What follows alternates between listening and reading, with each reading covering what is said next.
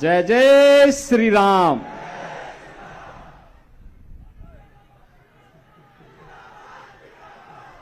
असम विधानसभा चुनाव में विधानसभा बरसोला सोनीतपुर की आज की इस चुनावी सभा में उपस्थित लोकसभा के लोकप्रिय सांसद श्री रणजीत दत्ता जी, जिलाध्यक्ष सोनीतपुर श्रीमती मधुस्मिता डेका हजारिका जी, विधायक बरसोला श्री गणेश कुमार लिंबू जी,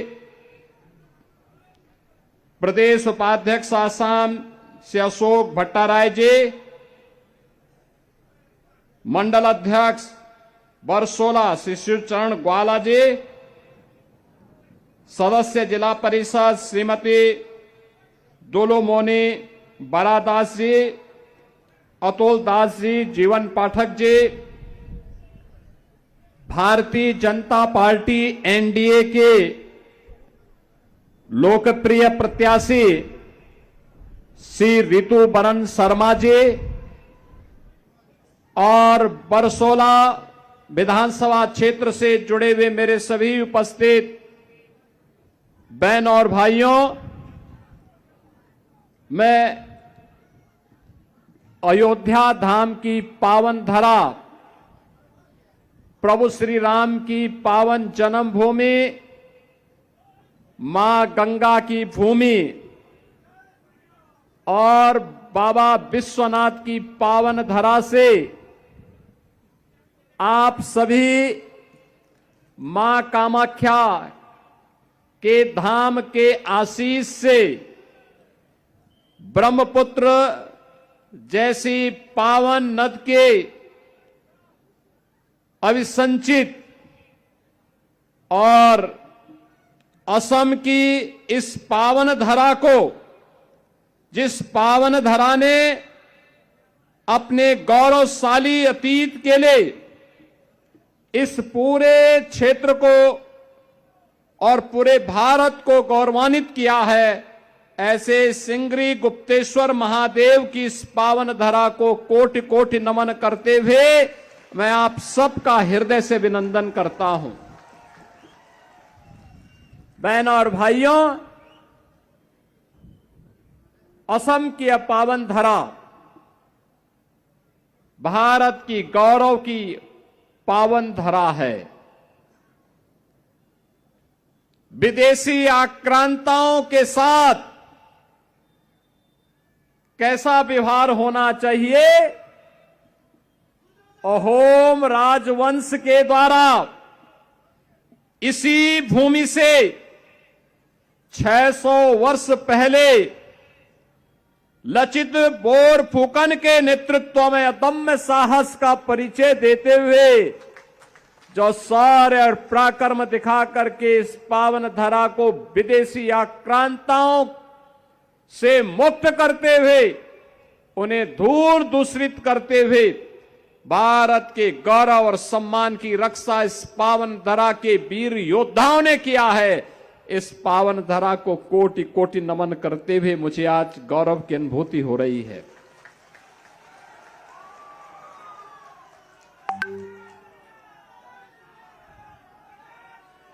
एक और मां कामाख्या का आशीर्वाद यहां के श्रमिकों और कामगारों की मेहनत और परिश्रम का परिणाम है कि यहां की चाय दुनिया के बाजारों में, दुनिया के घरों में लोगों को एक नई स्फूर्ति प्रदान करती है। तो दूसरी ओर संगीत और संस्कृति का अद्भुत संगम कैसे होना चाहिए, इसी पावन धरा के महासपूत भारत रत्न भूपेन हजारिका इसी पावन धरा ने देश को दिया था। याद करिए, ये वही धरा है बहनों और भाइयों, जिस धरा ने देश को विपरीत परिस्थितियों में एक नई पहचान देने का काम किया। और वह पहचान है जिस पहचान के बल पर आज पूरा भारत गौरव की अनुभूति करता है। बहनों और भाइयों, ये भारतीय जनता पार्टी की सरकार है, जिस सरकार ने आज इस पावन धरा से जुड़ी हुई इन विभूतियों को, उनके देश के प्रति योगदान को, असमिया संस्कृति को संरक्षण करने के कारण उन्हें सम्मानित करने का काम किया है।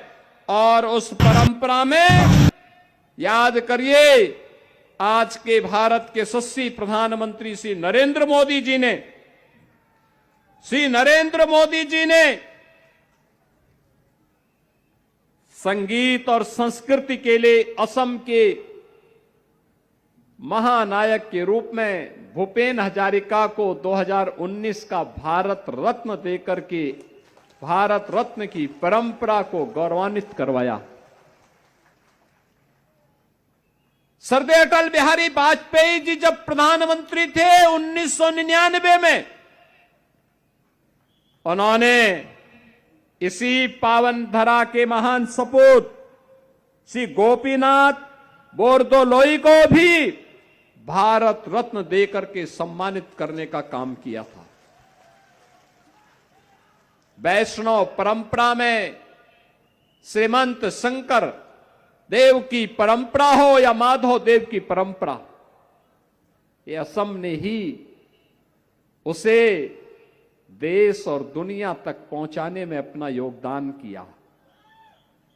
जो धरा संगीत और संस्कृति की, अन्नदाता किसानों के संरक्षण की भूमि रही हो, जिसने विदेशी आक्रांताओं को दूर दूषित किया हो, उस पावन धरा के सामने कांग्रेस ने यूडीएफ के साथ मिलकर के पहचान का संकट खड़ा किया।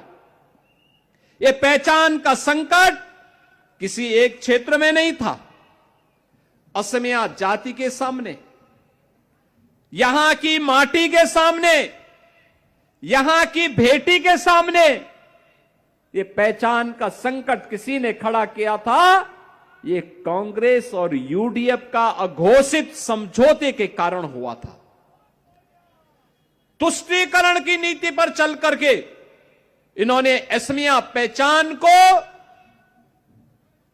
पूरी तरह समाप्त करने का कुत्सित प्रयास किया। इन्होंने यहां की माटी के साथ घुसपैठियों को घुसा करके असम के सामने पहचान का संकट खड़ा किया। शासन की, असम के नागरिकों की, असम की बहनों की, असम के नौजवानों के हक पर घुसपैठियों के माध्यम से डकैती डलवाने का काम किया। भेटी के माध्यम से असमिया संस्कृति को इन्होंने पूरी तरह समाप्त करने की साजिश रची। लेकिन जब प्रधानमंत्री मोदी जी के नेतृत्व में दिल्ली में सरकार बनी, असम के अंदर डबल इंजन की सरकार आई, पहले श्री सर्बानंद सोनोवाल जी के नेतृत्व में और फिर आज के लोकप्रिय मुख्यमंत्री श्री हेमंत बिस्व शर्मा जी के नेतृत्व में जब यहां पर फिर से सरकार बनी, तो बहनों और भाइयों, अब असम चाय की स्फूर्ति के साथ साथ चिप उत्पादन करने का भी एक नया केंद्र बन गया है। अब डबल इंजन की ये सरकार असम के पहचान को तो संरक्षित कर ही रही है, असमिया संगीत, असमिया संस्कृति असमिया से जुड़े हुए महापुरुष, उनके नायक, महानायक, योद्धा, इन सबको तो सम्मान मिल ही रहा है। अब असम में विकास और विरासत का एक अद्भुत समन्वय देखने को मिल रहा है। याद करिए, मां कामाख्या का कॉरिडोर का निर्माण हो रहा है, श्रीमंत शंकर देव का कॉरिडोर और वहां की भूमि के संरक्षण का कार्य नए सिरे से प्रारंभ हुआ है। गरीबों को मिलने वाली योजना का लाभ बिना भेदभाव के उन तक पहुंचेगा। डबल इंजन सरकार ने 10 वर्ष के अंदर वह करके दिखाया है। पहले यहां के गरीब का राशन विदेशी घुसपैठिए खा जाते थे। आज असम के हर नागरिक को राशन की सुविधा का लाभ मोदी जी के नेतृत्व में और हेमंत बिश्व शर्मा जी के नेतृत्व में प्राप्त हो रहा है। उज्ज्वला योजना में रसोई गैस का सिलेंडर मिल रहा है। प्रधानमंत्री आयुष्मान भारत की स्कीम के तहत हर गरीब को 5 लाख रुपए का स्वास्थ्य की सुविधा उपलब्ध करवाने का कार्य हो रहा है। प्रधानमंत्री आवास योजना में आवास है तो नौजवानों के लिए रोजगार और नौकरी की सुविधा भी है।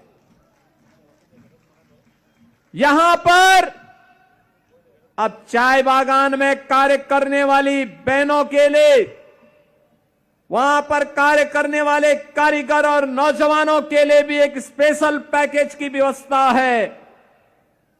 असम के लोगों को सुविधा मिलेगी, उनका संरक्षण होगा, लेकिन एक एक घुसपैठी को निकाल बाहर करेंगे। यह भी डबल इंजन सरकार का एक संकल्प है। बहनों और भाइयों, कांग्रेस घुसपैठ कराती थी, बीजेपी घुसपैठियों को निकाल बाहर करती है। कांग्रेस दंगा करवाती थी, आज दंगा मुक्त और कर्फ्यू मुक्त असम के निर्माण के लिए डबल इंजन की भाजपा की सरकार पूरी प्रतिबद्धता के साथ कार्य कर रही है। बहनों और भाइयों, जहां भी भाजपा की सरकार आई है, ऐसे ही शांति, सुरक्षा और समृद्धि आई है। पहले उत्तर प्रदेश में हर दूसरे तीसरे दिन एक बड़ा दंगा होता था, कर्फ्यू लगता था, महीनों कर्फ्यू लगता था।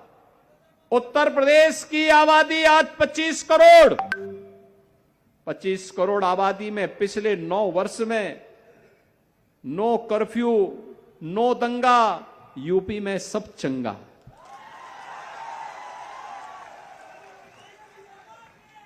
500 वर्षों में जो काम नहीं हो पाया, आज अयोध्या में श्री राम जन्मभूमि पर भगवान राम का भव्य मंदिर का निर्माण हो गया। भव्य राम मंदिर का निर्माण हो गया।